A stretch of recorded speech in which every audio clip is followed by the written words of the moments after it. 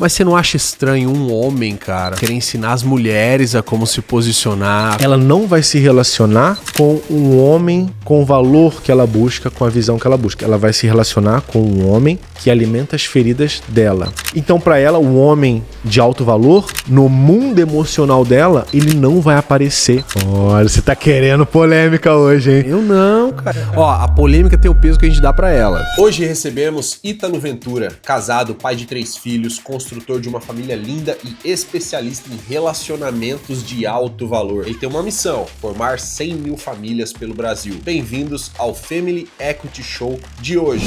Irmão, por que tem tanta gente frustrada no amor hoje em dia? Olha, é uma série de coisas, mas as minhas 3.000 horas de mentoria ajudando essas mulheres a se relacionarem me diria que são duas coisas, irmão. A primeira é um modelo. Ela não tem um modelo para guiar. Imagina que a gente aprende por modelagem, né? A gente fala português porque nós ouvimos nossos pais falando português. Se a gente se a gente nascesse no Japão, mesmo sendo filho de brasileiro, é muito possível que a gente aprenderia japonês rápido. Então, via de regra, os exemplos de relacionamento não são tão legais, né? Se a gente puxar, né, talvez os nossos pais não tiveram um relacionamento tão legal, e se teve foi uma exceção, e os avós também não foram legais.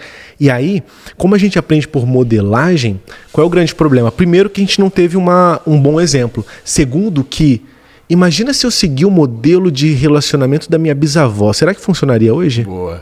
Não funcionaria. Agora, se a gente pega no mundo animal, e eu faço esse paralelo porque nós somos animais da espécie Homo sapiens, a forma como os lobos se relacionam é a mesma até hoje, né? Tem a hora que eles entram no período fértil e vão propagando a espécie e assim vai.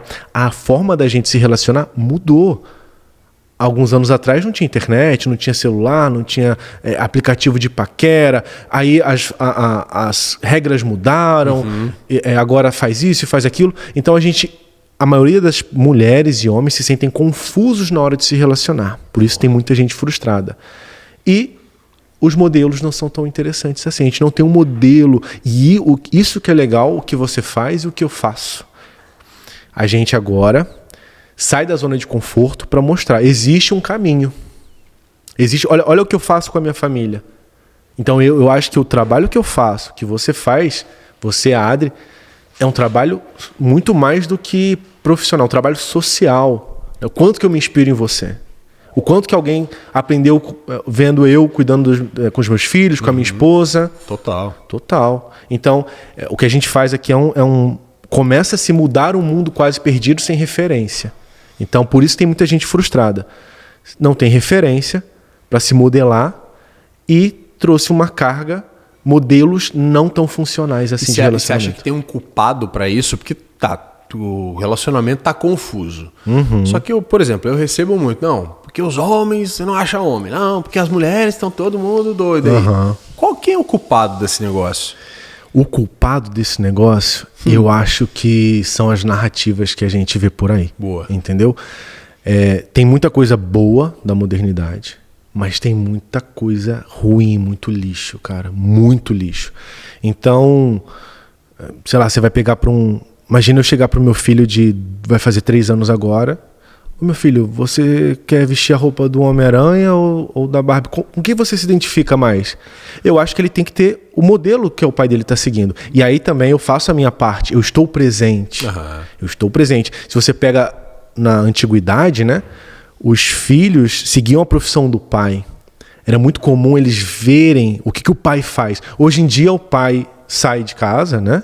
Ou a mãe sai de casa e volta. O que meu pai fez nessas 8 horas lá fora? O que minha mãe fez nessas 8 horas lá fora? Então eles não têm uma referência. Então essa questão de ter uma referência em casa, ter um modelo, ver como é que eu trato a minha esposa. Nossa, então é assim, é isso que eu devo mirar, né? Minha filha deve pensar, meu filho, é assim que um homem tem que ser. Então, por exemplo, um dos motivos de eu fazer jiu-jitsu é porque meu filho fazia jiu-jitsu. E eu só ficava falando, vamos, eu levava ele, mas e eu? E aí, papai, você não vai fazer? Então, eu eu vou fazer jiu-jitsu, eu acredito nisso, então eu vou fazer jiu-jitsu, já estou indo para o 2º ano fazendo, 1 ano e meio já peguei a faixa azul. Então agora ele tem um modelo, né? E a minha filha tem um modelo do tipo de homem que eu estou me tornando e melhorando cada vez mais, porque eu também não tive muito essa referência, que eu quero, tive boas referências, tive o que eu quero fazer, o que eu não quero fazer, mas eu também tenho o que eu quero daqui para frente, né? Eu costumo dizer, cara, que isso tudo que você está me dizendo aqui é o que a gente tem como responsabilidade, é elevar a régua. Elevar a régua. É olhar para nossa filha e falar assim, olha, você não vai aceitar migalhas emocionais no futuro. É olhar para o filho e falar, cara, você tem um exemplo de homem em casa. Lógico. A seguir. Sempre é o exemplo, sempre é o modelo. E você, com esporte, por exemplo, você não é um bunda mole. O que ele vai pensar? Exato. Vou acordar, vou ficar o dia inteiro na televisão jogando videogame, se ele visse isso de você. Exato. Ou ele vê o pai dele acordando cedo, né, tendo a rotina dele, a rotina de oração, a rotina de estudo, cuidando do corpo, trabalhando. É isso que é o grande legado que a gente vai deixar para ele, sabe, irmão? Esse é o legado. Então, por isso eu me esforço para subir a régua. Tem muitas coisas que eu preciso mudar, muitas. Né? Em mim, várias. Mas eu estou buscando subir a régua. Seja me conectando com pessoas que vão me mostrar, olha, você não precisa estar assim. Isso. Ou eu mesmo escolhendo, né, o que eu quero da minha família. Na minha família a gente tem esse valor e a gente vai implementar aqui e até a gente conseguir, tentativa e erro, mas eu vou mirar sempre em subir a régua. Não adianta. Porque imagina você tá lá relaxado e a sua filha vê esse cara. Provavelmente... É esse o exemplo. É isso que ela vai inconsciente mirar. Eu chamo isso de algoritmo afetivo. O que a gente faz aqui está criando um algoritmo afetivo nela. E o que vai aparecer na vida dela não vai fugir muito do que ela viu, viveu e escutou. Ponto. Sensacional, cara. Só isso aqui já foi uma aula de paternidade que eu acho que falta em muita gente, falta muito no mundo que a gente tem hoje. Se o seu conhecimento não virou produto ainda, você está subutilizando o que construiu a vida toda. No ARM, nossa mentoria, a gente estrutura isso com você. Você pode marcar uma reunião estratégica comigo, olho no olho, pra gente entender se é o momento de caminhar juntos. É só clicar no link aqui embaixo. E você falou em algoritmo. O que é o algoritmo amoroso, cara? Que eu já vi você falando sobre isso. Me explica um pouco sobre isso. Algoritmo amoroso. Essa é uma nomenclatura que eu criei, como eu te falei, baseado nessas milhares de histórias que eu escutei. O algoritmo amoroso é o que vai determinar o tipo de relação que uma pessoa específica, eu vou me direcionar mais às mulheres, que é o meu objeto de trabalho, é o que ela vai viver na vida dela. Então, por exemplo, enquanto ela não conscientemente decidir entender o que ela quer, quem ela é e criar o que eu chamo de VPV, visão, princípios e valores, ela não vai se relacionar com um homem com o valor que ela busca, com a visão que ela busca. Ela vai se relacionar com um homem que alimenta as feridas dela. E isso eu chamo de algoritmo afetivo. Então, se na infância dela ela viu um lar disfuncional, onde o homem abandonava a família, onde a mulher chorava muito, sofria, ela vai entender. Isso é relacionamento. Isso. Que legal. E assim como um algoritmo da mídia social, o que vai aparecer para ela não vai ser um homem honrado, um homem legal. Ela vai ficar invisível para esse tipo de conteúdo, assim como nas mídias sociais. Por exemplo, para mim não aparece vídeo de Bitcoin, porque é uma coisa que eu não vejo, não clico e não domino. Então, para ela, o homem de alto valor, no mundo emocional dela, ele não vai aparecer, porque isso não faz sentido no mundo emocional nela. Então, a gente pode dizer, por exemplo, que a gente tem um algoritmo para tudo, afetivo, financeiro. Total. Né? Tem gente, dependendo do ambiente, que ele nunca vai se imaginar tendo um carro específico. Isso. Porque ele não sabe, aquilo não existe no conteúdo, no repertório dessa pessoa. Isso, então esse é o algoritmo afetivo. E enquanto você não mudar isso, não reescrever esse algoritmo, e a boa notícia é que se ele foi escrito, ele pode ser reescrito. Essa é a boa notícia. Enquanto você não fizer isso, não adianta você pegar a parte prática de relacionamento. Né? O que é relacionamento? Basicamente a conversa. Como é que eu vim parar aqui? Cara, eu te segui, você me seguiu. A gente começou a se relacionar. A gente relou. E aí um dia você me mandou uma mensagem. Todo relacionamento começa com uma conversa. Boa. Fala aí, Ítalo, gostei do conteúdo. Cara, que bacana, parabéns, linda família. Vamos gravar? Vamos. Então, a nossa relação de parceria começou com uma conversa.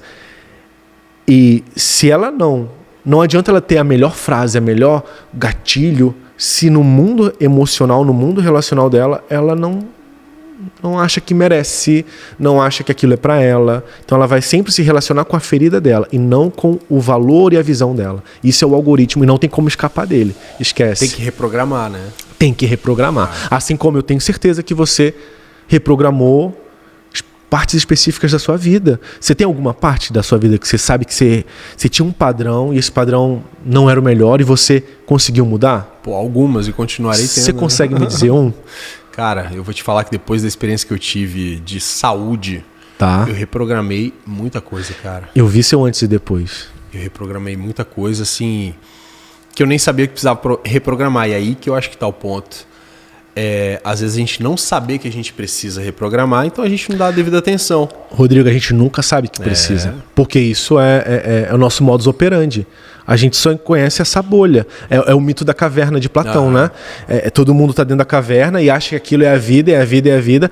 E a pessoa que saiu, ela viu que o mundo é zilhões de vezes maior. Nossa. E ela chega na caverna e fala, não, pessoal, sai dessa caverna. Boa. Tem um mundo melhor aqui.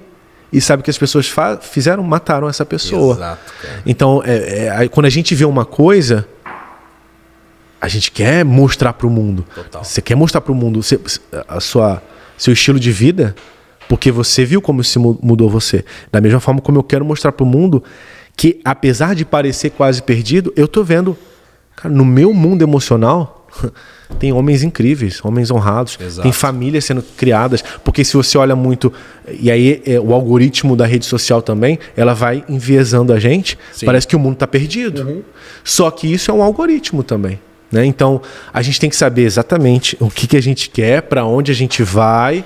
E aí começa a reprogramação de algoritmo. E aí você vai ver pessoas boas. Boa. Dentre as milhares e milhares de pacientes que você lida todos os dias, todos os meses, todos esses anos fazendo o que você faz.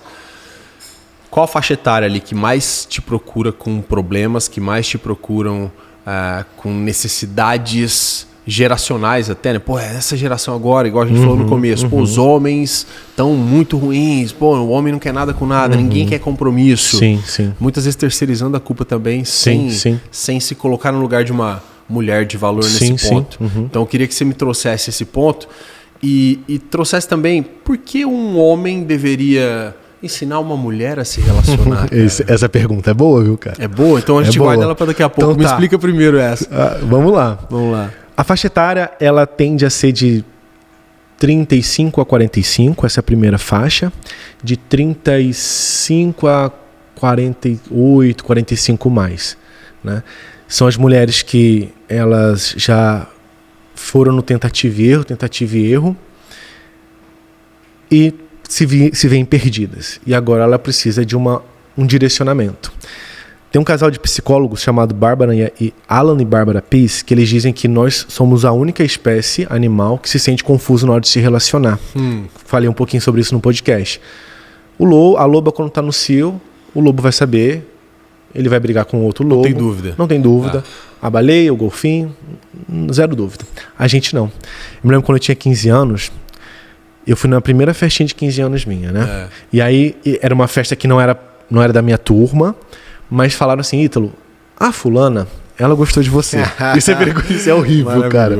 A fulana gostou de você, e então você vai na festa de 15 anos. Eu, tá bom, vou. Beleza. Aí quem é? Não tinha nem foto pra mostrar, total, né? Eu vi de longe lá. Bonita. E aí eu fui numa loja, na loja da Taco, não tinha roupa social, comprei uma roupa verde-limão, cara, né? Inimigo da moda, verde-limão, de manga curta, uma calça jeans e um sapato para ir pra festa. Então, na teoria, ela queria ficar comigo, a gente ia se conhecer, aquela coisa de festinha de 15 anos da nossa época. Você tá com quantos anos? Eu tô com 37 com carinha de 42. Eu tô com 37 com carinha de 45. Você tem 37 37. Isso, você é de 88? Eu sou 88. Também, olha que legal. E aí, irmão, eu fui lá. Ela tava no canto, como se estivesse me esperando. E eu não tive coragem de falar com ela. Eu falava assim, deixa eu beber mais um Guaraná. Eita. Não, deixa eu pegar um ar agora. Ítalo, vai lá. Não, deixa essa música é chata pra ir conversar com ela. Quando a luz estava acendendo e não tinha mais o que fazer, né? Eu não seria uma pessoa... eu não iria conseguir me olhar no espelho no outro dia se eu não fosse falar com ela. Eu fui lá falar com ela. E aí eu conversei. E aí, tudo bem? Você tá sozinha? Tô. Você quer ficar comigo? Ela, não. Aí eu voltei pro meu canto. E por que eu tô falando isso? Porque eu não sabia como conversar com ela. E eu, mesmo ela dizendo que queria ficar comigo, eu não acreditei nisso. Então era muito mais sobre o meu algoritmo. Total. Eu não tenho confiança, eu não sou aceito. E lá, naquela hora também, se criou um algoritmo de que eu vou ser rejeitado. Então, quando que eu consegui casar com uma mulher linda igual a Flávia? Quando eu mudei meu algoritmo. Eu não vou morrer. Boa. Eu não vou ser rejeitado. Então, essa é a faixa etária que eu te falei. Nós nos sentimos confusos na hora de se relacionar. Por isso que acontece tudo isso, essa confusão. E o maior problema que essa mulher enfrenta é justamente ela reprogramar esse algoritmo. Ela entender que ela pode, ela entender que relacionamento é afinidade, ela entender que não é só atração, ela entender que tem que ter muita conversa primeiro, tudo que não é ensinado pra gente. Porque uma sequência de traumas também, ela vai valorizando esse algoritmo ruim. Né? Vai reforçando. Aquele homem não... Todos os homens traem, nenhum homem presta. Nossa. Então, e aí... No mundo emocional dela, ela vê mais disso porque é isso que ela acredita. Você sabia que a Adriana, ela já falou isso publicamente, então eu posso falar. Ela falava isso pra mim no início do relacionamento, 2011, 12 ali. Ela chegava pra mim e falava assim, eu sei que você vai me trair. E uma vez eu fui fazer um teste pra uma novela da Globo. Cara, quase peguei o papel na novela. Olha como é que Deus faz as coisas, né, cara? Se eu tivesse, talvez... entrado naquela novela, minha vida seria completamente diferente. Talvez eu nem teria me casado com a minha esposa, meus filhos, enfim. É uma possibilidade. Cara, eu quase peguei o papel, voltei triste pra casa. E ela ficou feliz que eu não peguei o papel. Porque ela sabia que eu ia ter contracenar com uma certa atriz lá, Sim. que ela já conhecia, e ela falava, porque eu sei que você vai me trair com essa fulana. Cara, o algoritmo da minha esposa, ele é pior que de muito... explorar de Instagram de uma rapaziada aí. É muito difícil. A Camila tá rindo lá, mas... o histórico familiar, sabe? Pais separados, vida difícil, mãe, cara, tendo que dar conta de tudo. Minha sogra é uma mulher incrível, maravilhosa, cara, mas cheia de trauma também. Porque viu o casamento dos pais. Então, cara, a hora que você vê, o algoritmo tá desde 1930. Sim. E tá replicando em você. Sim, são gerações e gerações e gerações, né? E a gente tem que buscar conscientemente quebrar isso. O Jung que diz, né? Enquanto o seu inconsciente não se tornar consciente, você só vai repetir padrão. E ele que vai dominar a sua vida. Então, se você tem problema financeiro, olha para o seu histórico financeiro da sua família. Se você tem problema de relacionamento, então toda palavra negativa, ela revela essa fratura emocional. Boa. E aí, enquanto a gente não resolve essa fratura emocional, é isso que acontece. Nossa, sensacional, cara. Sensacional. O que você acha que faz? Agora, aquela perguntinha eu vou guardar, tá? Não vou fazer agora, não. Deixa ela aí, deixa aí. Aquela lá. Se tiver 10 mil likes nesse vídeo aqui, já comenta a gente dá um revela. like, faz tudo isso. Tá bom, YouTube. Já se inscreve e dá um like. Boa. Não, porque é pesada a pergunta e é muito boa, pergunta. Cara, muito boa. E não tava no meu radar, você que trouxe no papo que a gente teve antes aqui. E é isso que a gente tem que bater, porque eu acho que é muito importante. Mas hoje, cara, quando você olha assim, o que você acha que faz um homem perder o interesse por uma mulher? Então, vamos lá. Eu tô aqui, eu tô num restaurante... Eu sou um cara solteiro e hoje não tem muito mais, mudou muito, né, cara? O lance de balada, de festa. Mudou. O digital trouxe esse... 70% dos casais vão se formar online, é uma estatística. Caraca. E já está acontecendo já. Mas isso é um problema também, né? Porque, vamos lá, o nível da dureza da conquista é um problema. te faz valorizar Lógico. Aqui isso é natural. Claro. Né? Uhum. A gente trabalha tanto, cara, você tá aqui nos Estados Unidos, trabalha tanto, tem tanto resultado pra trazer sua família, pra ter momento de... Você sabe quanto custa cada centavo em dólar. Por isso que você tá indo pro parque 8 da manhã, voltando 11 da noite. Com certeza. Eu quero extrair o máximo da... Você tá dormindo em dólar. Claro, entende? claro. Você sabe o valor. Sim, sim. E na conquista? Olha, a diferença de remédio e veneno é a dosagem. O lado bom da tecnologia. Eu conheço pessoas melhores, eu posso avaliar. Eu tenho uma aluna minha, ela é 40 a mais. Ela criou os filhos, e o filho já encaminhado. E ela ficou solteira, né? Se divorciou, ficou solteira. E ela entrou na minha mentoria. E eu estava numa sessão com ela, uma sessão em grupo da minha mentoria, do MAV. E ela falou assim, Ítalo, eu fui visitar meu filho em São Paulo. E um dia eu fui sair. Eu fui para um barzinho de rock. Eu gosto, é uma música que eu gosto. Me arrumei toda. Cheguei lá, fiquei 3 horas lá. Nem um homem foi falar comigo. O que eu faço? Então eu falei, olha, vamos usar então a tecnologia. Vamos encontrar alguém, iniciar uma conversa, filtrar. É como se fosse um processo seletivo de empresa. Primeiro eu tenho que captar as leads, qualificar, exatamente isso, qualificar. Como que eu qualifico? É um funil, fazendo perguntas, é um funil. Dentro da mentoria a gente tem essa ferramenta do funil. E aí você pouparia seu tempo, porque também o tempo está escasso, né? Antigamente a gente tinha mais tempo de fazer as coisas e a tecnologia veio acelerando e fazendo a gente ter que estar mais presente para o tempo. Então, a tecnologia você pode usar para selecionar melhor, filtrar e se encontrar com alguém que você de fato tem afinidade. Então, quanto mais você demora para encontrar uma pessoa pessoalmente, é melhor. Porque eu conversei 1, 2, 3 semanas. Eu gosto de ver minhas alunas conversando 2 semanas, sem perder sua vida, mas também sem pressa demais. Porque tem gente que conversa um pouquinho, mas vamos se encontrar amanhã? É isso. Cara. Pode dar certo? Pode. Assim como uma contratação... Mas não é muito melhor fazer um processo seletivo com calma? Não é? Então, esse é o lado bom da tecnologia. Lado ruim da tecnologia. O homem não precisa mais conquistar. Ele entra naqueles sites perversos e demoníacos. Ele está satisfeito. E o que faz um homem? O que faz um homem ser um homem? Né? É usar essa força de...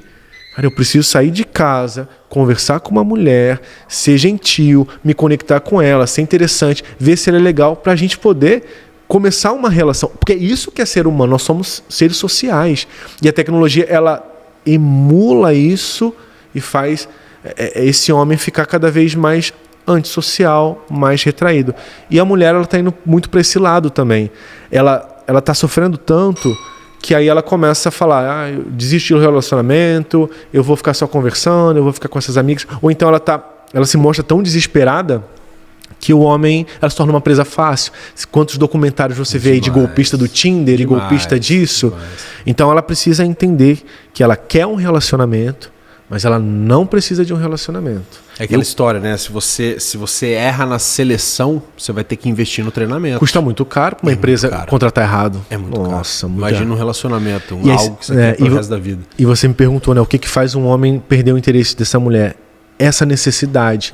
Essa mulher que não tem uma visão visão, princípios e valores. Eu falo muito disso, Rodrigo. Eu ia linkar isso. E o que faz a mulher perder o respeito? O que você acha que faz a mulher não ser respeitada? Você acha que tudo isso que você vem falando aqui é uma linha que vai resultar nisso no final? O que faz ela perder o respeito, não ser respeitada, é ela não saber quem ela é, o que ela tolera, o que ela não tolera, quem é ela, para onde ela vai, qual é o tipo de homem. Aceitar migalhas emocionais. E aceitar migalhas emocionais. E por que ela aceita isso? Ela aceita isso porque ela acha que ela não merece. E quando você não tem essa identidade forte, quem eu sou, né? Quando ela não tem esse algoritmo funcional, ela vai tolerar o intolerável, ela vai aceitar o inaceitável. E aí você vai ver uma mulher, por exemplo, que vai aceitar ser um amante. Por que ela aceita ser amante? Porque ela vai falar assim, eu não mereço um homem só pra mim.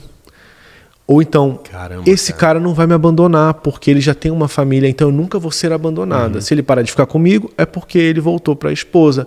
Então, o meu medo inconsciente de abandono não vai agir, entende?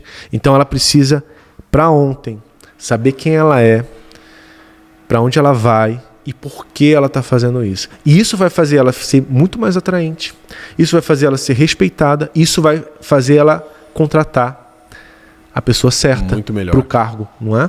Exato. E aí, cara, você tá falando desde o início aqui de relacionamento, de tudo isso, pô, te acompanho há muito tempo, sei o quanto você... Porque você constrói... Aqui a gente tem um lema, né? O Family Equity Show. Construindo famílias, negócios e legado. Incrível. A ideia é isso. Conversas que gerem isso.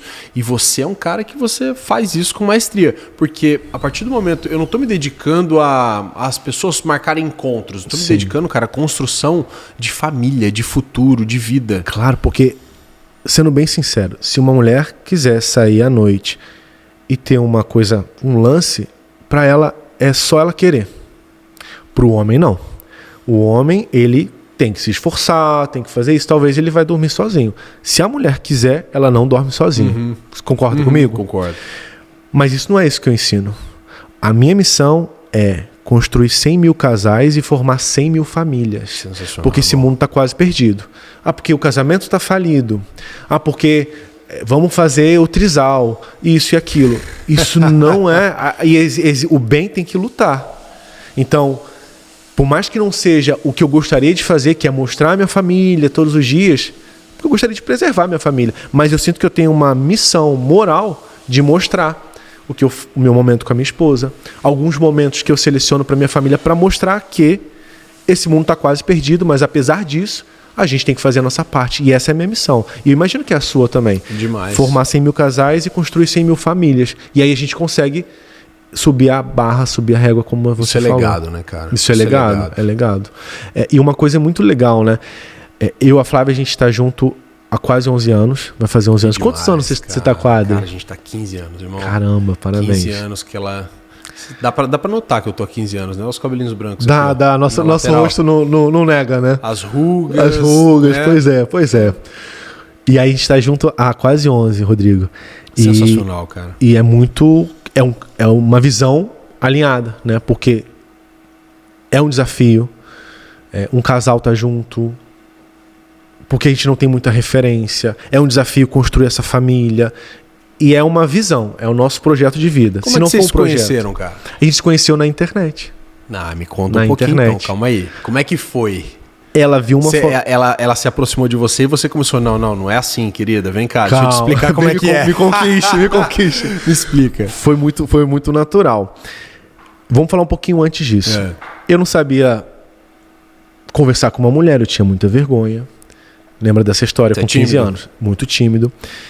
E aí eu tive minha primeira namorada graças à internet. Você lembra do Mirk? Lembro, da internet de escada. Conectava sábado depois das 2. Então, assim, na internet eu não vou ser rejeitado, então eu vou usar a internet. E aí eu começava a entrar nos bate-papos e tinha o canal da minha escola. Conheci uma menina lá, a gente conversou, conversa vai, conversa vem. Começamos a namorar. 3 anos depois eu levei um pé na bunda. Ela, não quero saber de você. Por quê? Porque não adianta ter um relacionamento se o meu algoritmo era de não confiar em mim, de ter medo, de ser traído. Quando eu levei esse pé na bunda, eu falei, não vou me relacionar com mais ninguém. O homem só quer cafajeste, olha o que eu ganho sendo o melhor namorado do mundo. Caramba. Só que não, eu era um romântico disfuncional, eu não tinha confiança em mim. Nenhuma mulher de valor vai querer um homem desse jeito. E aí eu decidi virar cafajeste, Rodrigo. Eu vou ser um cafajeste. Conte-me mais. Vai. Um belo dia, eu falei, não, olha só, eu vi um cara conversando com uma mulher e falei assim, o que esse cara fez? E aí eles se beijaram, o que esse cara fez? Que superpoder é esse? Queria aprender isso. E aí eu decidi que eu ia virar cafajeste. Comecei a estudar nos fóruns de sedução do americano. Chamava Pick-up Artist. Mentira. Artistas da sedução. Tinha um cara que ensinava outros caras a se relacionar. Pra você ter uma ideia, o primeiro, ele fazia um bootcamp, né? Ele chamava as pessoas, cobravam o high ticket, né? E ele chamava as pessoas para ir numa boate em Las Vegas. 5 caras por turma. E ele chegava assim na boate, cheio de modelos, né, e tal. E o primeiro exercício dele era abordar uma mulher e falar assim, você pode me rejeitar? Ela, não, como assim? Porque eu contratei uma mentoria de sedução, porque porque eu tenho muita vergonha, eu sou tímido. E o primeiro exercício é ser rejeitado para eu ver que eu não vou morrer de rejeição. E a mulher acabava rindo e eles acabavam ficando juntos. A coisa invertia. Então eu conheci esses caras na internet e fui aprendendo. E aí eu comecei a fazer um laboratório. Eu sou muito autodidata e muito de fazer. Eu não ia pra balada, eu não bebia. Hoje eu não bebo há 10 anos, mas aí eu comecei a beber e comecei a ir pra balada. De quarta a domingo eu ia pra balada. Quartaneja, sertaneja, sabe aquela... Pegou a fase ali Peguei de ouro. a fase de ouro, cara. E aí eu comecei a testar o que os caras faziam. E da noite pro dia, funcionou, cara. Eu era o cara que não conseguia falar com uma mulher. Da noite pro dia eu ficava Desenrolou. 1, 2, 3... E aí eu vi isso como um superpoder na época, não vou negar. Na época eu achei incrível. Meus amigos agora me respeitavam ao invés de me zoar. Ítalo, você... O que aconteceu, cara? Agora eles me respeitavam. Agora eu era o cara que eles me pediam conselho. Até que eu vivi 5, 6 anos nessa época, nessa fase. E eu vi que aquilo não me completava. Era só aquela ferida, aquele algoritmo disfuncional falando, olha, mostra que você tem valor. Quando eu comecei a mudar isso, Rodrigo, eu conheci a Flávia como mágica. Porque agora, como um algoritmo, Deus, o universo, chame como quiser, ele começou a me entregar pessoas que se conectavam com essa fase. Enquanto eu era o baladeiro que queria me provar, eu não encontrei nenhuma mulher que eu quisesse me relacionar profundamente. E aí quando eu comecei a mudar isso, já não fazia mais sentido ir pra balada, eu comecei a estudar, a me entender, eu não queria mais sair de quarta a domingo, eu saía só o sábado. E eu conheci a Flávia magicamente. E quando eu conheci ela, foi engraçado que ela mandou uma mensagem para amiga dela, falando, nossa, esse cara é bonitinho. E ela estava namorando há 7 anos. E essa amiga, que era uma amiga em comum minha, ao invés de deixar em segredo, ela me mandou, olha o que estão dizendo de você. Nossa, que legal. E a gente começou a conversar na internet, né? Todo relacionamento começa com uma conversa. Mas, por que eu nunca vi a Flávia antes? Eu nem sabia que ela existia. E eu moro numa cidade pequena. É porque o meu algoritmo não me deixava ver a Flávia ou outras Flávias. Isso. Porque, né, existem muitas mulheres incríveis. Mas a partir do momento que eu decidi que não, eu tô bem, eu não preciso me provar, ela apareceu. E aí começou, respondendo essa pergunta, começou com uma conversa, um comentário. E aí eu comentei numa foto no Instagram, ela comentou, a gente marcou de tomar um açaí. E a gente conversou 4 horas. E sem nada assim de, vamos se beijar, não. 4 horas de conversa. E é isso que eu ensino para as alunas, né? Conversar e conectar. E aí depois o resto é história. Depois a gente praticamente não se largou mais. Sensacional, cara. 11 anos. Quantos filhos? 12? Ainda não. São 4, né? Eu tenho 3 filhos, um virou estrelinha, a gente teve um na pandemia. Então são 3. O Bento, que hoje tem 9, a Cel, que tem 8, acabou de fazer 8 aqui em Orlando, e tem o Dom, que tem 3, vai fazer 3. Sensacional. E esse é o legado, a família, cara. É isso, cara. Então, e aí quando a gente olha, por exemplo, se você é médico, empresário ou já fatura muito bem, mas não tem influência no digital, você está limitado ao seu tempo. E quem não constrói influência hoje, paga mais caro para crescer amanhã. Então no Army, a gente transforma seu posicionamento em produto e escala. Você pode fazer a sua aplicação aqui embaixo no link e a gente avalia se é o seu momento de caminhar junto com a gente. Cara, um cara bem sucedido, pai de família, bem casado, com essa mentalidade, cara, quero formar 100 mil famílias, não quero fazer algo só por fazer, eu quero gerar impacto, quero gerar um legado. Mas você não acha estranho um homem, cara, falar isso, querer ensinar as mulheres a como se posicionar, como conquistar você tá sua família, seu relacionamento? Hoje, não, cara. Ó, a polêmica tem o peso que a gente dá pra ela. Fala mais. Isso não é polêmico, tá. Cara. Polêmico é qualquer assunto que eu traga na mesa aqui que gere discordância, é polêmico. Isso não é polêmico. Pra mim não é polêmico, é polêmico pra você? Pra mim, de forma Pronto, então no chat a gente vai descobrir. Eventualmente eu fui descobrir que poderia ser polêmico, mas pra mim era zero polêmica. Né? E aí? Vamos lá. Olha só. Uma mulher, ela quer, via de regra, ela quer se relacionar com um homem. Né? A maior parte do público que eu atendo. E eu sou um homem. E eu já fui um cafajeste, eu conheço os 2 lados da história. E hoje eu sou um pai de família. Eu sei como pensa um cafajeste, porque eu já fui. Eu sei o que faz um homem perder o interesse, eu sei o que faz um homem querer interesse. O livro de como decifrar um homem tem 2 páginas. O livro de como decifrar uma mulher é uma Bíblia. É uma Bíblia. Como decifrar um homem, então, é muito simples. A gente só precisa entender relacionamento. Tem um psicanalista muito interessante que eu gosto de ler, que é o Erich Fromm. Foi o Erich Fromm. Ele diz uma coisa muito legal, cara, sobre relacionamento. A maioria das pessoas, elas querem um relacionamento, certo? Mas muitas acham que basta eu querer um relacionamento, que eu vou esbarrar com essa pessoa e a coisa vai acontecer naturalmente. Não vai. O paralelo é, imagina que me deem um quadro, pincéis e tintas, eu vou pintar a Mona Lisa. Eu não vou pintar a Mona Lisa. Pintar é uma arte. Teoria, prática e muita tentativa e erro, muito exercício. Boa. Relacionamento é a mesma coisa. Parece que é uma coisa do nada, mas relacionamento não é do nada. A atração física, ela é natural. Agora, se relacionar... Nossa, quantas coisas você aprendeu sobre relacionamento que você não sabia? Sobre criar filho. Então, a gente tem que entender sobre o outro. Eu vou trazer algumas coisas aqui na mesa. Linguagem do amor. Total. Nossa. Cara, isso fez uma diferença na minha vida. Nossa, quantas colossal. brigas eu evitei depois que eu Exato. aprendi. E quantas brigas eu tive enquanto eu não sabia que existia a linguagem do amor.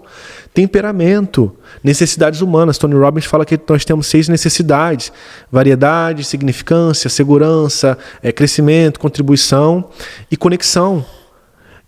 Depois que eu vi como é que a Flávia se apaixonou por mim, eu entreguei exatamente o que ela queria. Ela queria conexão. Ela estava 7 anos numa relação onde ela não tinha conexão. Ela estava 7 anos numa relação onde não tinha variedade. A gente saía, ia dançar forró, cozinhava junto. Era isso que ela queria. Então, foi muito fácil criar essa paixão. Boa. Então, depois que eu entendi desse mundo, eu vi que não é difícil fazer uma pessoa gostar da gente, se apaixonar. O mínimo de PNL, o mínimo de... Você vai fazer. O que as pessoas acham que isso acontece do nada. Mas isso não acontece do nada. Isso pode acontecer. Mas de forma acidental, vai criar relações acidentais. Casal que só briga, taxas de divórcio só aumentando, porque relacionamento não é encontrar e beijar. Relacionamento é muito além disso. E não é encontrar a tampa da panela, né? A galera, esse ditado é muito comum. Muito né? comum. Eu vou encontrar alguém que me complete a tampa da minha panela. Sim. E as pessoas não entendem que é sobre... Vou encontrar alguém para eu servir.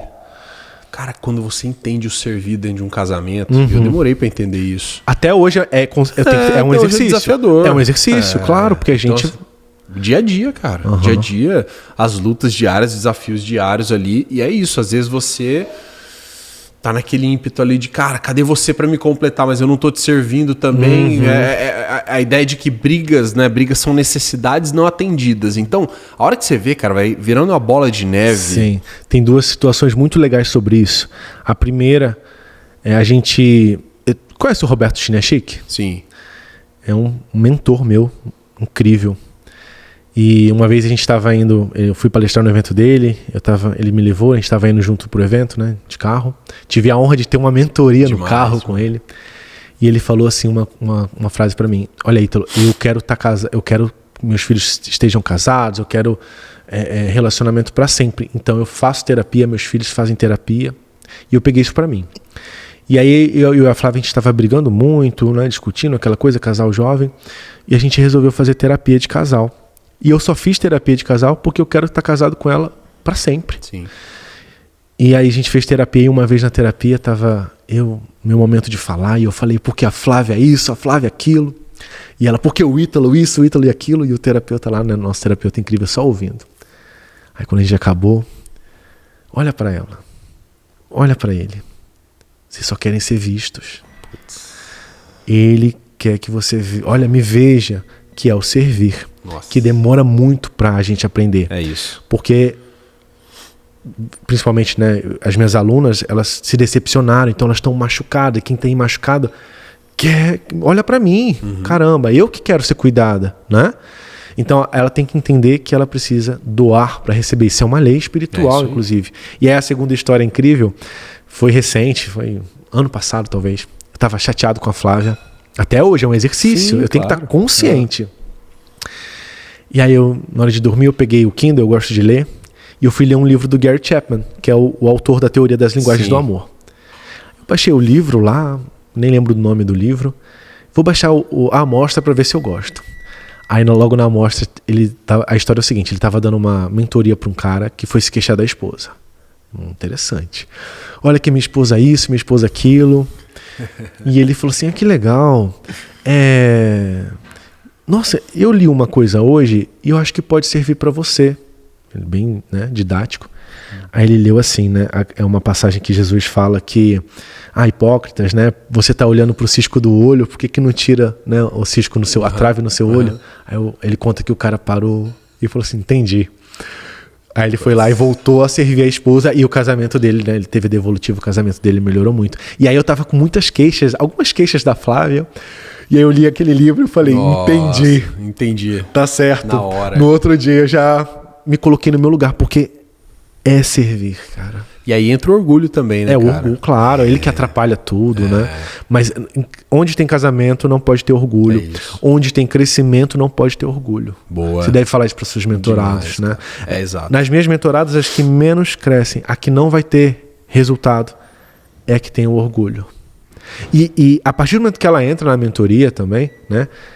Ela já está quebrando o orgulho, né? Total. Coração ensinável ali. Porque foi uma coisa que aconteceu comigo. Quando eu comecei a ler esse conteúdo, eu me achava, meu Deus, né? Todo mundo consegue se relacionar, menos eu. Eu tive que me sujeitar a estudar como, né? Conversar com uma mulher, mas foi a partir daí que eu comecei a entender que eu não nasci sabendo, né? Demais, cara. E depois dos filhos?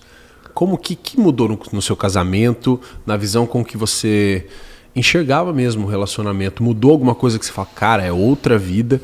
E essa manutenção do servir com os filhos muda muito também. Porque é outra agora dinâmica, você tá né? servindo toda a molecada ali, mais a sua esposa, mais, cara, sua vida. Você não pode se anular nesse processo também, né? E aí, cara, se você ganhar, todo mundo ganha. Se você perder, todo mundo perde. É o desafio, né? Qual foi o maior ensinamento depois dos filhos? Olha, que a gente tem que aprender que se o homem e a mulher estão bem, a casa vai ficar bem. Então, é um esforço para a gente estar bem em casal e individual, né? Que é um desafio também, porque eu não vi meu pai, por exemplo, né? E aí eu tô falando do meu algoritmo, eu não vi meu pai, por exemplo, acordando cedo para correr. Ou ele estava trabalhando ou ele estava com a família. E aí foi uma coisa que eu preciso aprender, e se eu soltar esse volante, Rodrigo, eu volto para pro caminho conhecido. Então, me olhar, me cuidar, até para eles verem essa referência. Caramba, meu pai faz jiu-jitsu, meu pai acorda cedo, meu pai faz isso, ele tem a rotina dele. Legal. Então eu tô aprendendo ativamente. E depois olhar pro casal, que é um desafio também, porque no meu algoritmo relacional, no meu repertório de vida, eu não via meus pais apaixonados, eu via eles se esforçando para ser os melhores pais que eles poderiam ser. Então eu preciso conscientemente trazer isso. Foi uma coisa muito legal, porque apesar de eu e a Flávia estar 11 anos juntos, a gente demorou mais ou menos uns 5 anos para casar. Porque eu falei, eu já tô com essa mulher, ela é a mulher da minha vida, ela é a mãe dos meus filhos, essa é minha família, eu não preciso casar. Essa era uma crença que eu tinha. Porque casamento pode piorar tudo, porque casamento pode ter briga. E aí, com um mentor, uma mentora, eu decidi, de uma imersão que eu fiz, né? Por isso que é incrível ser mentor, mentorar, né, Rodrigo? Você faz isso muito bonito, lindamente. Eu tenho meu trabalho aqui. E eu decidi que eu queria pedir ela em casamento. Fui lá, comprei uma aliança, ajoelhei e fiz o protocolo. E a gente casou. E meus filhos viram isso. Eu não vi meus pais casando.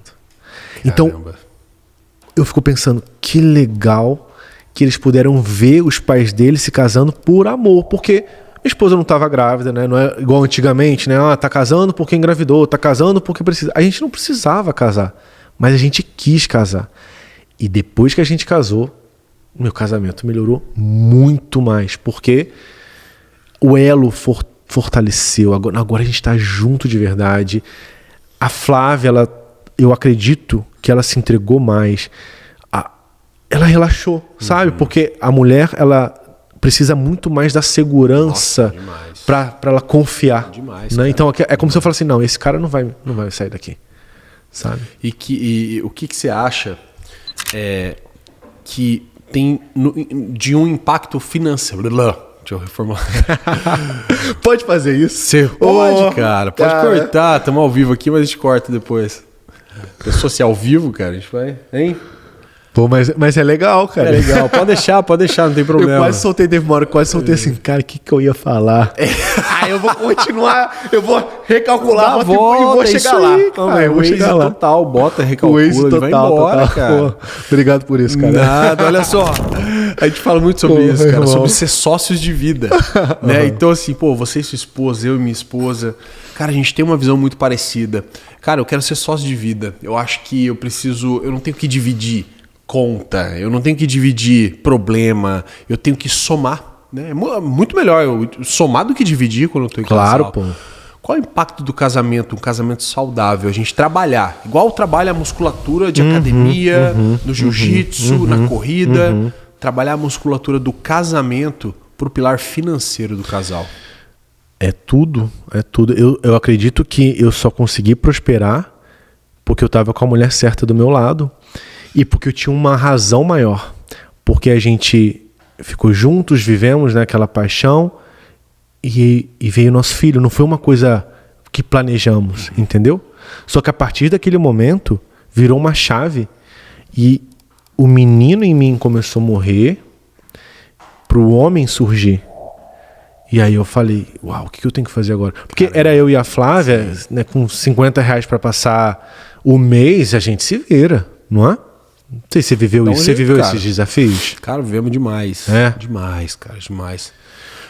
A gente não chegou a passar nenhuma dificuldade assim, mas, cara, desafios assim inimagináveis, sabe? Pois é, e quando as pessoas certas se unem, aí você começa a construir uma coisa diferente. É assim que a gente sai de um lugar que é um deserto para um outro lugar. Então é 1000%. Se eu tivesse com a mulher errada, né, ou tivesse naquela vida, eu não conseguiria ter a vida que eu tenho hoje. Então, a família traz prosperidade. E quando eu descobri que ia ser pai, eu fiquei com muito medo. Como é que eu vou prover? E eu sempre escutava isso. Filho traz prosperidade. E aí eu comprei essa ideia e fiz por onde, não é, né? Pedir para Deus vai fazer o impossível, mas a nossa parte a gente tem que fazer. Você acha que as pessoas estão com medo de ter filhos hoje em dia? Eu acho, elas pensam muito. Eu tenho um amigo incrível, cara, meu amigo de infância. Não vou ter filho, não, porque não sei o quê. Eu falei, cara, bicho, eu não consigo... porque quando a gente tem filho também, a gente não consegue nem explicar para o outro a sensação de ter um filho, porque é inexplicável, cara. É inexplicável você ter alguém ali que é fruto de um amor verdadeiro seu, da sua esposa, alguém que, cara, depende de você e que vai se espelhar 100% naquilo que você faz, não no que você fala. É uma réplica, é o seu legado, cara. A gente tem 2 tipos de legado, aquele impacto que a gente causa no mundo e os nossos filhos, cara. Os nossos frutos são legados. E eu fico triste quando as pessoas não querem ter filhos.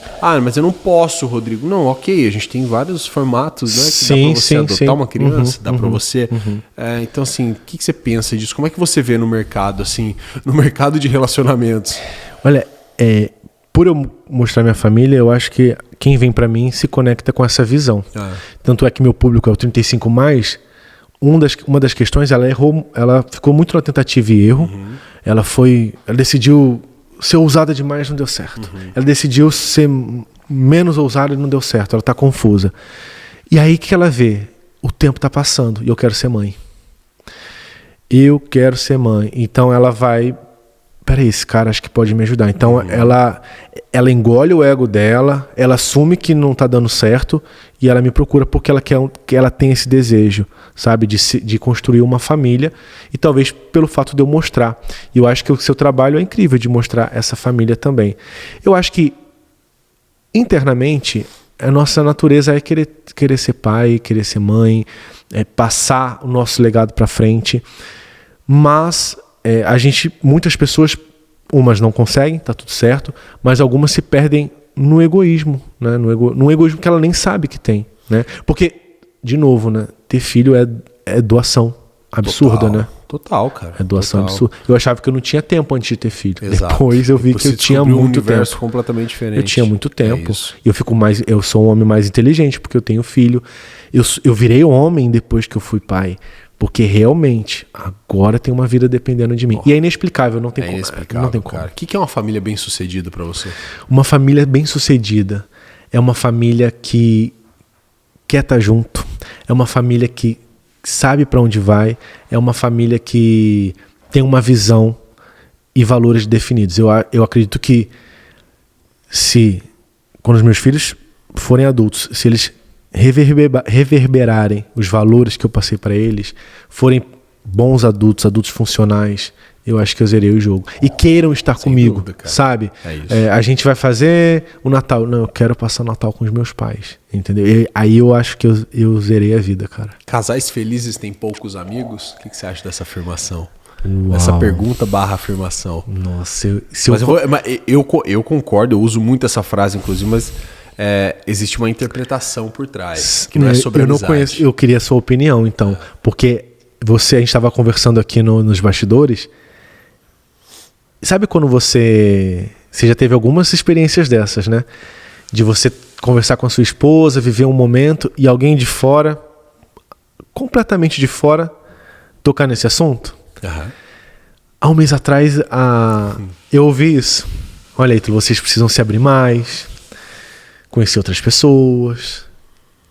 E aí eu e a Flávia, a gente saiu desse lugar e a gente falou assim, será que a gente precisa? Vocês são mais fechados A também, gente é vocês, bem cara. fechado. Putz. E a gente assim... Tamo junto. Bate aqui. E o que você falou foi meio que assim... Cara, será que é o sinal que eu precisava ouvir? Porque a gente não foi convencido. Eu acredito que casais felizes, uma família feliz, tem que ter amigos, né? Tem que sair um pouquinho de si. Mas tem que viver para esse círculo. Esse círculo tem que estar muito forte. E a gente só fortalece isso no dia a dia. Eu acho que eu tô errado nisso, Eu cara? trago, cara, não, você Passa sua visão. Cara, você é o cara dos relacionamentos. Como é que eu vou dizer que você tá errado? Não, mas sua família é linda, Olha cara. só. Me fala. Eu quero aprender também agora. Eu quero sentar no não, aluno. não, imagina, que é uma troca infinita aqui, porque, cara, o que eu aprendi com você só nesse pouco papo que a gente teve aqui até agora é absurdo, cara. Obrigado. E assim, quando eu falo que casais felizes têm poucos amigos, muita gente se incomoda. Por quê? Quando eu falo de casais felizes têm poucos amigos, não é sobre não ter amizade. Pô, mas eu tenho bons amigos, Não, cara. É sobre quando a casa cheia é mais importante do que a casa vazia. É quando você e sua esposa não se suportam. E vocês precisam todo fim de semana de folga. Que vocês têm que encher a casa para fazer um churrasco, fazer uma viagem, sempre levar alguém. Vocês nunca conseguem conviver um com o outro. Vocês, literalmente... A gente viu isso na crise de saúde, na pandemia. Eu ia te falar isso agora. Eles entenderam que eles tinham que se relacionar entre eles. Acabou todas as anestesias do relacionamento. Acabou. Sair, viagem, bebida, barzinho. Tiveram que fazer uma coisa só. Se relacionar. E o nível de divórcio foi pra onde? Quantos casais se separaram? Foi pra lua, cara. Sensacional. Então, assim, quando eu olho, eu fico... cara, eu sou muito observador, assim. Fofoqueiro. E aí, quando... Em outras palavras, não é? Porque eu gosto muito de observar o comportamento de pessoas muito bem sucedidas no relacionamento, no casamento. E, cara, tem um hotel que a gente vai todo ano, chamado Amangiri, que fica na divisa de Utah com Arizona, no deserto, no meio do nada. Cara, é um hotel sensacional, assim. E vão pessoas sensacionais pra lá. E, cara, quando eu sento, eu olho e eu vejo que ninguém tá no telefone, na mesa, que tem 4 lugares, tem 2 crianças e um casal, e ninguém tá no telefone. No máximo, depois tá lendo um livro na espreguiçadeira da piscina. Quando eu vejo que o casal conversa, que o casal tem carinho. Meu irmão, eu me apaixono pelo casal. Eu olho pros filhos e eu falo, cara, essas crianças estão feitas pro resto da vida. Esse é o exemplo que eles precisam. De um outro lado, eu vejo pessoas extremamente dependentes de estar com outras pessoas, não conseguem fazer da sua família a sua prioridade. Cara, depois que a gente casa, qual que é a minha prioridade? É minha esposa, cara. A minha família de origem, eu honro, eu amo. Meu Deus, são meus pais, meus tios, meus avós, tá tudo bem. Só que eu preciso ter prioridade com quem? Cara, é com a minha esposa, é com o meu marido, é com a minha família. Eu jamais posso negligenciar um tempo de qualidade querer tempo com outras pessoas em detrimento ao tempo que eu tenho com a minha esposa, sabe? Eu concordo. E aí a gente acaba se fechando. Mas não é que a gente está se fechando, a gente está investindo no que é importante. A perspectiva muda. E claro que a gente vai sair para comer, mas nunca vai passar de estar com a família. É isso, cara. Engraçado, quando meu filho tinha 1 ano, eu fui no ortopedista, tava sentindo umas dores no ombro, e quando o filho nasce, não sei se você teve isso, eu preciso ser o melhor pai, eu preciso estar bem pra frente, então eu já começo a pensar. Então eu vou resolver todos os buracos, tapar os buracos. Eu fui no ortopedista, era um velhinho, e eu falei assim, brincando com ele, eu vim aqui porque meu ombro tá doendo, e meu filho, agora eu sou pai, todo orgulhoso, e eu seguro ele e começa a doer meu ombro. E ele falou assim, que coisa feia, não fala isso pro seu filho, porque ele vai ganhando peso e seu ombro vai ficando mais forte. Essa teoria é legal, né? Ele vai ter 1 quilo, depois 2, e meu ombro vai gradativamente aumentando o peso, não vai sair de 1 para 100. E ele falou assim, não sei o que aconteceu, a gente começou a falar de família, e ele falou que tem 3 filhos, ele é ortopedista, os 3 ortopedistas também, e ele falou assim, eu me lembro quando tinha sua idade, eu era pai, eu ia do trabalho para casa, e eu chegava em casa, minha esposa estava lá me esperando, e quando eles ouviam eu chegando em casa, eles corriam para se esconder atrás da cortina, e ficava só o pezinho assim para fora, que delícia. E ele fingia que... Ele entrava na brincadeira, ele falava para a esposa, cadê fulano? Cadê o Júnior? Cadê isso? Ah, sumiu. E ele começava a vasculhar a casa, e aquelas crianças brincando. E ele falou, Ítalo, eu saía do trabalho, eu ia para casa, eu não jogava futebol, eu não saía com um amigo, eu fazia tudo com a minha família. E todos os meus filhos seguiram meus passos. E eu falei, uau, esse cara, ele é o cara mais feliz do mundo. Os filhos devem amar ele de fato, porque seguiram a profissão dele. E ele fala que a casa fica cheia, vai jantar. Aí agora a família cresceu, vai ele, os netos, Pô, isso é demais, as esposas. Eu guardei aquilo pra mim. E eu já não era um cara... depois que eu curei o meu algoritmo, eu nunca fui de sair. Aquilo era só o Ítalo machucado. Eu e a Flávia, a gente fazia tudo junto. E aquilo ficou pra mim, sabe? Então, várias vezes a gente, aluga uma casa em Orlando mesmo, né? A gente foi fazer o aniversário da minha filha agora, e veio uma pessoa super legal pra fazer o café da manhã pra ela. Ela chegou 5 da manhã, preparou um café da manhã, e quando ela viu, só viu a gente. E ela, nossa, que estranho, semana passada eu tava numa casa com 28 pessoas e só tava a gente. Então a gente, vai pra um hotel e só tá a gente. Aluga uma casa grande e só tá a gente. A gente faz tudo junto. Esse é o nível mais maduro de um relacionamento, cara. Então eu me sinto feliz. No final, cara, lá, velhinho, 95, 100, 110. A gente vai viver muito se Deus quiser. Vamos, se Deus quiser. Cara, lá com cabelinho branquinho, se tiver cabelo, tem que ficar atento a isso. Tá. Não, eu vou ter cabelo porque eu fiz transplante. Você fez? Fiz. Esse problema eu não vou ter. Fica tranquilo. Hoje em dia não tem como ficar mais careca. Mas, cara, é isso que a gente vai ter, cara. É nossa família, é nossa esposa, o marido das mulheres, são os filhos, os netos, os bisnetos. E, cara, dá trabalho construir. Dá trabalho, mas tudo que é bom dá trabalho, né? Tudo que é bom dá trabalho. Tudo que é bom dá trabalho. Eu vi um documentário de um show super grandioso, e para esse show acontecer foi 1 ano de ensaio. E só foi grandioso esse show porque teve muito trabalho envolvido.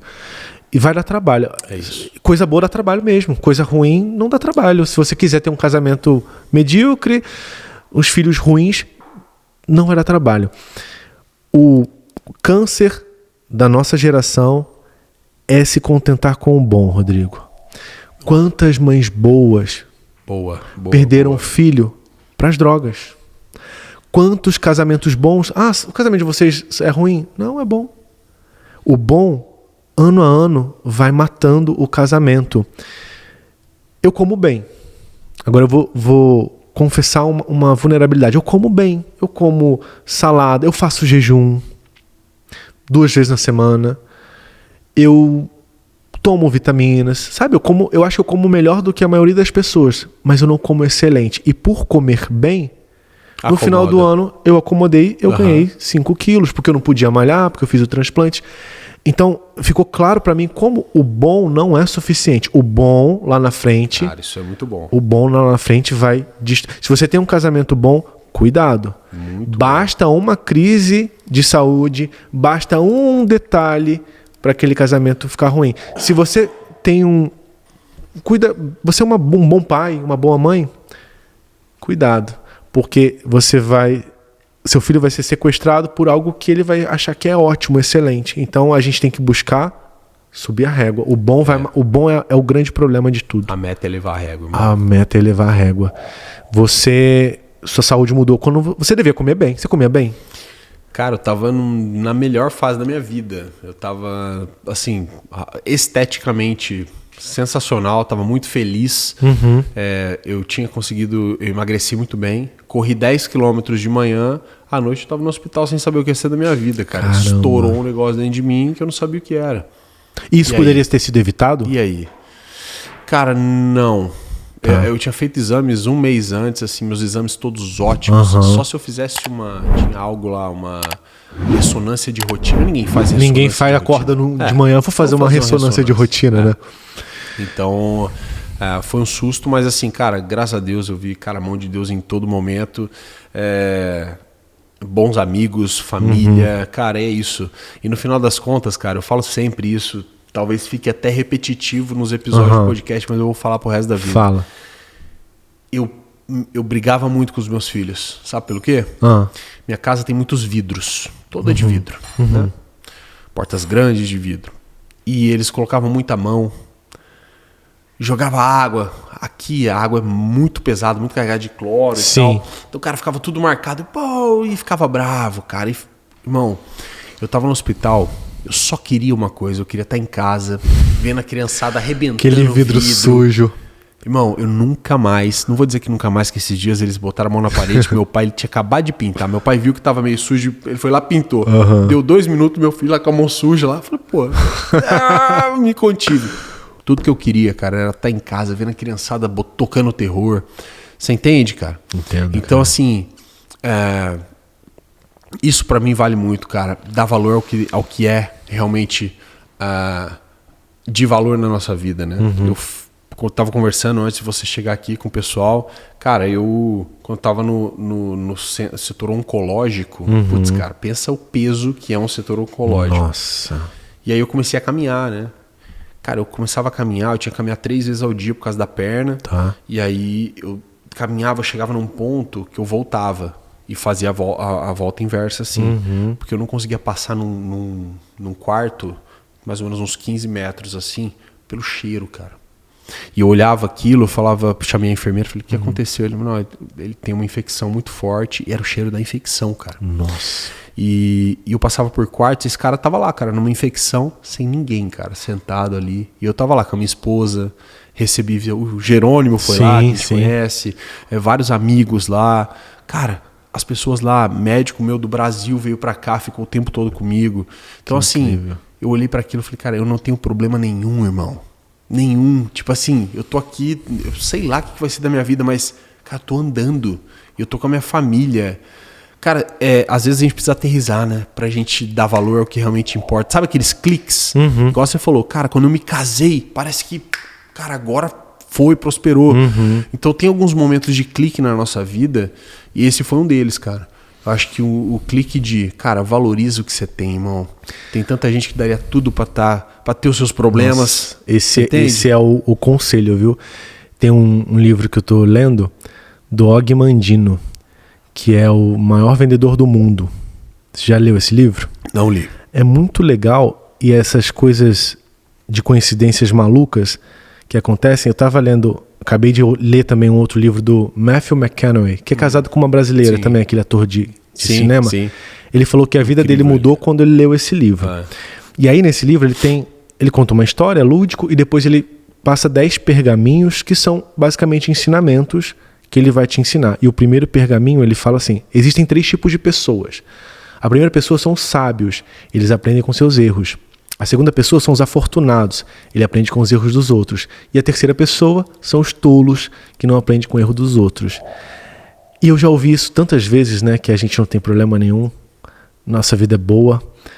E eu queria trazer isso de reverberar isso, reafirmar isso que você está falando, Sim. sabe? Para pensar como a sua vida é boa.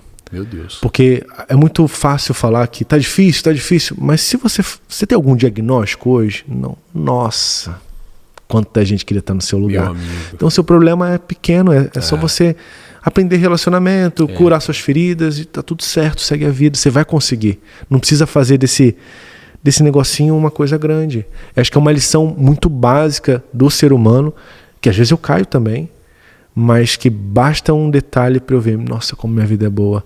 Eu quero essa casa bagunçada mesmo. É isso, cara. Né? Cara, quando você partir, o que você quer que falem de você? Uau, essa eu não esperava, viu? Que o mundo pode ser melhor, mas que é necessário partir de nós, tirar o cisco do olho. Boa. Olhar pro cisco do nosso olho, né? O que você está fazendo para deixar o seu mundo melhor, né? Eu quero curar a fome no mundo, mas e sua casa como é que tá, né? Você está resolvendo o seu lar físico, o lar emocional. Eu acho que quando a gente é melhor, você não vai brigar com uma pessoa porque alguém te fechou no trânsito. Exato. Você não vai. Então, cuide de você. Parece uma coisa muito piegas, muito boba, mas de fato, né?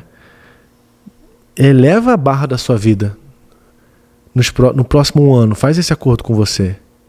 E aí depois você diz se não vai melhorar mesmo. Se você não tornou o mundo melhor porque você existe. Você não precisa salvar a fome da África. Então o que eu quero que digam de mim é que eu não fui perfeito, mas eu busquei ser melhor todos os dias. Não tem um dia que eu não busco ser melhor. E tem dia que eu fracasso miseravelmente. Miseravelmente. Mas até nesse dia eu busquei ser melhor. Você já viu essa história do Benjamin Franklin?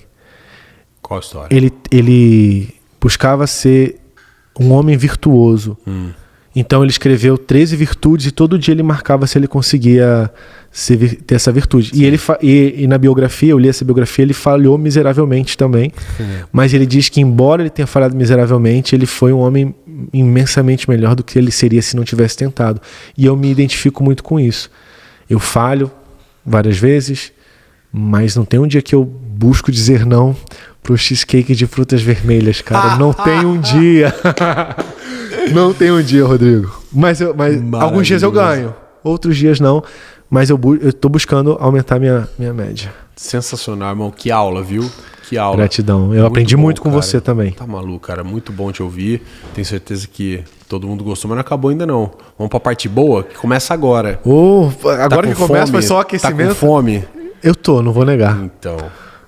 nós temos uma chefe aqui, a Camila. Que incrível, hein? O pai trata bem, hein? Cara, a gente é muito bem tratado aqui. Não é um cheesecake de frutas vermelhas, mas cara, né? hein, Camila? Beira a perfeição também. Eu acho... Risoto de camarão. Olha só. Agora, olha só. Eu acho que essa comida aqui vai render um papo bom. Diga. E quem estiver aqui com a gente também tem a licença poética de pegar a sua comida preferida. Exato. Também. O que você acha? Ó, você tá falando de relacionamento. Tá, obrigado. Eu acho que eu já vi você reagindo ou falando alguma coisa da Virgínia. Eu tô errado? Já reagi várias. A Camila cozinhou uma semana inteira pra ela aqui. Opa! Então, Camila... Eu tinha que ter falado depois, né? Vai, vacilei. Então... Eu falei bem, tá? Vamos lá. Imagina eu sair daqui. Rodrigo, tem um banheiro aqui perto, cara. Eu não tô me sentindo bem. Diga-se de passar, eu não ataquei o mensageiro, eu ataquei a mensagem, tá bom? Era isso que eu esperava de você. Perfeito. Né? Nada contra a Virgínia, deve ser mas a mensagem. E eu tô com você. Tamo só pra junto. te avisar. Então minha comida, eu não vou precisar ir no banheiro. Fica tranquilo. De repente, né? Fica tranquilo. Então tá bom, obrigado. Mas e aí? Aí, parou? O que eu falo... Você lembra o que era? Eu lembro, claro. Não, eu tô usando porque eu vi que já várias vezes, e aí, inclusive foi acho que no seu Instagram que claro. eu vi, sobre isso, cara, sobre conduta, relacionamento, término, né? Tudo isso que a gente passou, cara, mais de hora falando aqui, que você domina e você não domina atacando o mensageiro. Você domina porque você vive isso 24 horas, cara, dia a dia. Você sabe do que você está falando, você é especialista, você é um mentor, você é tudo isso. Eu não faço outra coisa, eu não sou um dentista que à noite grava conteúdo. Eu faço isso desde 2016. Só isso, mais nada. Mais nada. E qual leitura você faz de perfis, assim, né? Olha, é difícil falar, mas eu não vou ser o isento, porque esse é meu trabalho. Eu fico muito triste quando uma família é desfeita. Sim. Demais, demais. Eu acho que existem casos que realmente é necessário ser desfeita, porque é um caso extremo. Mas só porque eu acordei um dia não sentindo se eu gosto de você, ou não tá dando certo, eu acho que, principalmente quando tem crianças envolvidas, Rodrigo, a gente precisa fazer um esforço. A porta de saída não tem que ser a primeira opção. A barreira de saída não deveria ser tão fácil assim, sabe? Boa. E hoje em dia eu vejo que a barreira de saída ela é muito pequena. Antigamente, um casal se formava, o cara tinha que chegar e conhecer o pai e a mãe. E o pai perguntava quais são suas intenções. Quem que é seu pai? O que você faz? Fazia uma sabatina. Hoje em dia, um casal tá junto há 6 meses e nunca viu o pai e a mãe da pessoa. Entendeu? Louco, né, então, é muito fácil eu chegar e falar assim, não sei se eu gosto de você mais, eu não quero mais me relacionar com você. Porque antigamente, você tinha uma profundidade na relação. Caramba, eu gosto dessa pessoa, obrigado. Eu tô junto com ela. Mas eu falei pro pai dessa mulher que eu gosto dela, que eu vou mudar minha vida, que eu vou fazer isso. Então hoje a barreira de saída ela tá muito fácil, entendeu? Então, eu não tô sentindo... Não sei se eu gosto de você. Tá, mas vamos resolver isso. Ué, o que tem que acontecer? Você concorda comigo? Cara, não, eu tô ouvindo você falar aqui e eu lembrei de uma coisa, cara. Olha que curioso. Eu nunca falei isso pra ninguém. Diga. Eu e a Adriana, a gente escreveu um livro de relacionamento no meio da pandemia. Uau. E a gente não lançou. E por quê? Cara, eu não lembro porque... Eu não lembro o exato motivo que a gente não lançou. E tinha muito essa linha de toda a nossa conversa de hoje aqui. Hoje seria um excelente dia pra fazer um CTA agora no final aqui com o livro. O livro na mão, né? Inclusive, gente. Porque... a gente sentou, cara, e era justamente esse momento onde os casais estavam desfazendo, níveis de separações lá em cima. Sim. Eu falei, cara, o que tá acontecendo? Todo mundo com medo, cara, da pandemia, de tudo que tava acontecendo. Sem certeza, natural. Natural. Independente se homem ou mulher, enfim. E a gente, cara, trancado em casa, um quintal grande, a gente sentou numa rede e a gente começou a escrever, cara. E a gente chamou uma ghost, ela foi lá pra casa, a gente passou, cara, 1 semana e meia escrevendo e por fim a gente não lançou. Não lançou e assim, era muito nessa linha, sabe? Comportamental, de liquidez, cara. O que é liquidez? Eu gosto de japonês, você gosta de risoto. Cara, a gente não vai dar certo. Tipo, cara, como assim? As pessoas estão literalmente, cara, descartando as outras pessoas de uma maneira muito rápida, como se fosse passar um Reels. Sim. Inclusive, eu acho que tem relação essa dinâmica, cara. A gente vai estudar isso daqui 10, 15 anos. Certeza.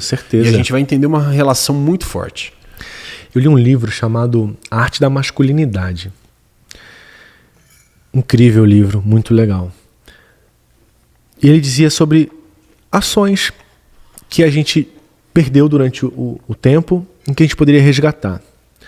Por exemplo, antigamente tinha-se o costume de levar o filho pro barbeiro. Você já foi pro barbeiro com seu pai? Ou com seu avô? Já fui. Eu já fui. Com meu avô. Eu já fui no barbeiro com meu avô, olha que legal. E perdeu isso. Então eu comecei a ir no barbeiro com meu filho. E tinha um trecho que eu me lembro que ele falava de que essa geração estava acostumada a muita dopamina e tudo mais, e esqueceu, por exemplo, do prazer de ficar de mão dada com a sua namorada, sua esposa. Pode ser em silêncio. Mas sabe aquela de mão dada de não estar automático, de pegar? É aquela mão dada de... Caramba. E várias vezes eu olho pra Flávia, que é minha esposa, e falo assim, nossa, essa mulher, ela me escolheu. Eu preciso ser o melhor homem que ela pode ter, sabe? Sensacional. Então isso é incrível. Então dar valor às pequenas coisas, né, Rodrigo? E não achar que qualquer coisa é motivo para você sair, abandonar o barco, entendeu? Então, costumes antigos, né, faziam a gente permanecer mais. E eu acho que esse vício essa tradição, esse vício de dopamina também faz nossa, não tô sentindo mais nada. E relacionamento, gente, a paixão, ela tem um prazo de validade. Isso até é estudado. Dura de 1 ano até 2 anos, a paixão. O que fica depois é aquela conexão, aquele amor, aquele comprometimento, aquele vínculo. Então, eu tô casado há 11 anos. E se eu estiver falando alguma mentira ou isso for ruim, com a maior humildade eu quero te ouvir para ser seu aluno. Mas eu não espero ter a vida íntima de um adulto de 25 anos, sei lá, que uma cantora, um cantor famoso, solteiro. Eu não vou ter essa vida íntima dele. Mas ele não vai ter a família que eu tenho, ele não vai ter a profundidade que eu tenho. Então, se eu ficar buscando aquilo, olhando para fora, é um auto-engano. Nossa, eu sou um pai de 3 crianças. É diferente você ser casado, sem filho, é diferente ser casado com um filho só, é diferente ser casado com 2 filhos. Às vezes eu vejo casais no shopping passeando com um filho só e passando sufoco, eu falo, nossa, isso é tão fácil. Então, o que eu quero dizer é que a gente tem que olhar para dentro e fazer isso ficar melhor e não ficar procurando saída. Procurar fazer isso melhor. Tá ruim para mim? Então deixa eu falar como que eu posso melhorar, como que eu posso servir, porque muitas vezes a gente só quer melhorar, mas não achar que a saída é a última opção, da última. Se a gente tiver essa mentalidade, a coisa funciona. Quando entendeu? você fala, pô, ela me escolheu, cara. Cara, vez ou outra, vou até fazer isso hoje, saindo daqui. Tá. Eu posto uma foto. A foto, para mim, é a foto mais importante da minha galeria, da minha vida. Uhum. Qual? Essa aqui, ó, deixa eu pegar aqui. Vai comendo aí que eu vou pegar aqui. Bom. Cara, essa foto pra mim é a mais... Ó, 2 de setembro de 2024. Isso aqui é uma manhã. Nossa. Acordando no hospital. Cara, isso aqui é tipo assim... É seu tesouro, né? Ó. Caramba, hein? E quem tem essas relações rasas nunca vai entender isso, cara. Nunca vai entender. Aquela segunda foto ali foi o dia que a gente recebeu o laudo, que era benigno, né? Nossa. E aí, cara, bicho, era 13/13, era isso aqui, cara. E aí o médico falava assim, cara, 99% de chance de... Ele veio, cara, você vai ter que fazer um tratamento ou em Miami ou em Nova York, mas você pode ir, fica 3 meses, volta. Cara, na minha cabeça eu tava assim, tá, bicho, tá, eu quero só ir embora, faz o que tem que fazer, vambora.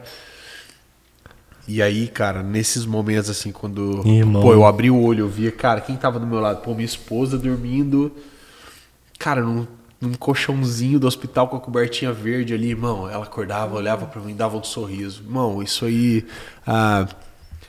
não tem... Cara, é a mesma explicação de ter um filho pra alguém que não tem filho. Sim, a explicação de ter uma mulher ou um marido, cara, que vai passar por essas dificuldades com você, assim, sabe? Que tá com você, não vai te abandonar, né? Total. Isso é muito forte. Cara. É muito forte. E lógico, a gente não precisa passar por isso pra dar esse valor. É isso que eu quero trazer, entendeu? Esse é o poder da mentoria. É isso. Lembra os 3 tipos de pessoas? O afortunado, ele aprende com o erro dos outros ou com a história do outro. E esse tipo de conteúdo, ele tem esse poder. E essa é a nossa missão, acredito, né? Tudo está a serviço, né, Rodrigo? Eu acho que você passou por isso, talvez para deixar isso mais claro. Eu não tenho dúvida, cara, não tenho dúvida. Mas é isso, é a gente entender que, pô, eu não preciso passar por isso, mano, eu não preciso passar no hospital para dar valor ao meu filho que está querendo minha atenção. Eu não preciso passar por isso para valorizar a minha esposa da maneira com que, cara... Como ela me enxerga. Às vezes é isso, cara. É a falta de tato num relacionamento, de entender que você tem que mais servir do que ficar cobrando, é que vai colocar você num próximo nível de relacionamento, de vida, cara. Porque se seu casamento tá bem, você falou isso aqui muito bem. Se o seu casamento tá bem, cara, é como se existisse uma força sobrenatural em cima da sua casa, do seu negócio, da sua vida. Se o seu casamento tá bem, você vai crescer. Eu não tô falando financeiramente, não. Tô falando crescimento, cara. Ser humano. Você vai ser bem sucedido, sabe? Da mesma maneira como que às vezes, eu não sei se é assim na sua casa, mas se a minha esposa acorda num dia ruim, acabou. Irmão, não tem...